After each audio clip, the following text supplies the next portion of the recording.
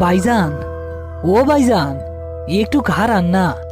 এই শীতের রাইতে এমন কুয়াশার মধ্যে মানুষ তো দূরের কথা, পেট নিয়ে তো ঘর থেকে বাইর হইব না। আমরা কই যাইতাছি? পেট নির্গরের খবর তোরে কে দিল রে রতন? তুই কি পেট নির লগে আড্ডা মারস নাকি? তাড়াতাড়ি পাসালা, মণ্ডল মশাই খবর পাঠাইছে কাল নাগিনীর ঘাটে নাকি একটা লাশ আটকায় আছে। কাল নাগিনীর ঘাটে? ভাইজান, আপনি কি পাগল হইছেন? ওই ঘাটে তো রাইতে মাঝিরাও নাও বিরায় না। গত বছর ওই ঘাটে হারান কাকা মাছ ধরতে গিয়া আর ফিরে আসে নাই। আমি যাবো না ভাইজান। না গেলে হেরিকেনটা রাইখা তুই এক লাইবারি যা। তয় মনে রাখিস, এই রাস্তায় কিন্তু বাঁশঝাড়ের ওই কানা ভুট্টা করে এক লাপাইলে কিন্তু ঘাড় মটকায়া দিব। ইয়া মাবুত, নানা ভাইজান, আমি আপনার লগেই যাবো।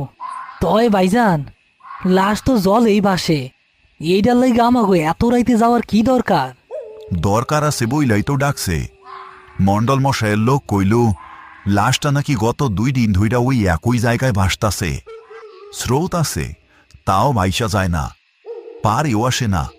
মনে হইতাছে কেউ তার পা দইরা জলের নিচে টাইনা রাখছে। তারা ঘাটে এসে পৌঁছালো। নদীর জল কুচকুচে কালো। ঘাটের কাছে একটা পুরনো বটগাছ ডালপালা ছড়িয়ে আছে।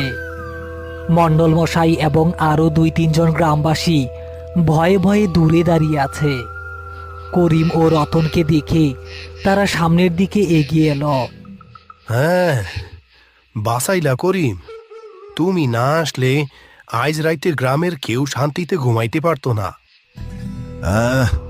ঘটনা কি মণ্ডল মশাই? লাশ কার?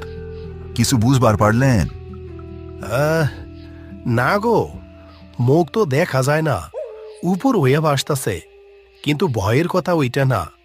ভয়ের কথা হইলেও বিকেলে আমার লগি দিয়া লাশটা পারে টানার চেষ্টা করছিল, কিন্তু লগি সোয়ানোর সাথে সাথে লাশটা নাকি জলের তলায় গিয়া আবার একটু দূরে ভাইসা উঠে, জ্যান্ত মানুষের মতো লুকাচুরি খেলতাছে।